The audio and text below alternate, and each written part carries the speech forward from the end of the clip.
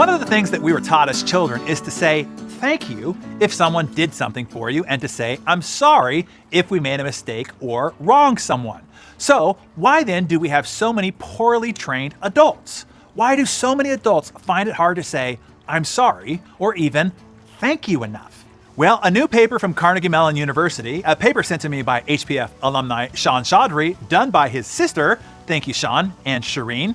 The paper introduces a framework to explain what is called the responsibility exchange theory.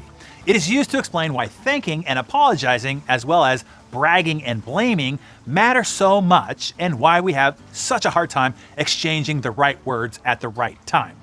Here's the conundrum. While thank you and I'm sorry makes the speaker appear caring or generous, and I'd add not raised in a barn by barbarians, they fear it is at the cost of seeming incompetent or weak. Then there is the opposite falsely held belief that bragging and blaming bolsters the speaker's perceived competence and status, but at the cost of seeming selfish or inconsiderate, and I'd add douchey. It costs nothing to say thank you and I'm sorry. Actually, it costs nothing. But to the emotionally unintelligent ego, it costs you everything. You see, the ego is in constant collection and hoarding mode of what's called ego chips. It tries to collect and hoard chips like Imelda Marcos collected and hoarded shoes. Saying thank you or I'm sorry is like having to hand over a chip, or in Imelda's case, a pair of shoes. To the ego, social exchanges are a zero-sum game. Win, lose. Which is also why the egomaniac is also so hell-bent on bragging and also assigning blame.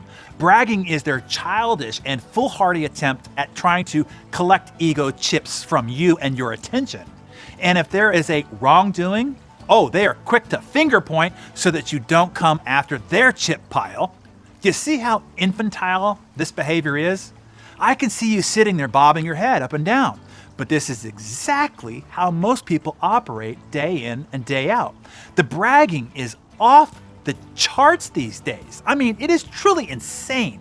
People are spending most of their day broadcasting their blatant narcissism via social media, text messages with friends, in meetings with clients, and in most every common conversation with acquaintances or even strangers that you meet at the coffee shop or at your kid's soccer game.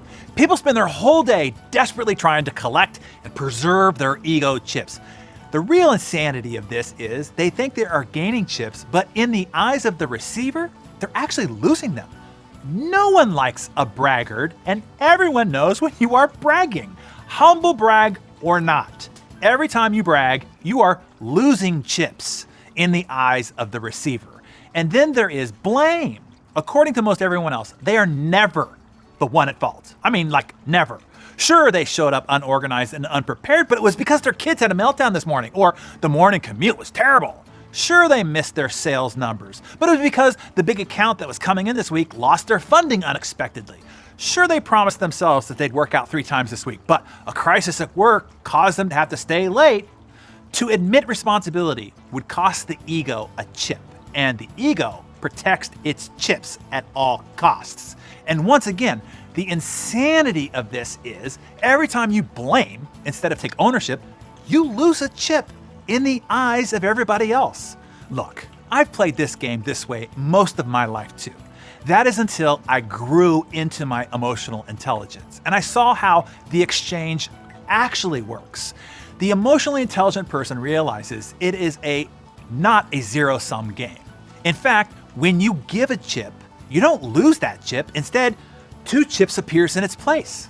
That is why I say thank you and I'm sorry as much as I can. It doesn't cost me a chip to do so. In fact, every time I give one of those chips away, I get 2 back from the receiver. It is why I take responsibility and never blame. When I pay the chip, I get 2 replaced from the perspective of the parties involved. That is why I don't brag either. Besides 2 to 3 really close friends, I don't ever talk about what is going on in my personal life or discuss my current achievements with them. To do so wouldn't be earning any chips. It would be costing me them from the eyes of those that I was doing my chest beating in front of. Do you see how this works now? And do you see how the ego has been playing it backwards? when the ego thought it was losing a chip or gaining a chip, the opposite was happening. This is how many people end up socially bankrupt. Hopefully, after today's Darren Daily, you know how the game actually works. To multiply your chips, all you have to do is give chips out. For every chip you give, 2 comes back. It's amazing. Now, knowing this, how many chips are you going to give away today? How many times can you say, thank you? How many times can you say, I'm sorry today? Every one of those will multiply your chips.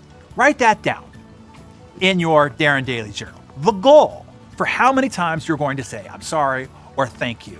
And then tell us what your goal number is in the comments below. And for crying out loud, don't let chips just pour out of your pockets by continuing to be a blowhard and denying responsibility for your part in every situation that you are confronted with. It's like spending chips on cotton candy.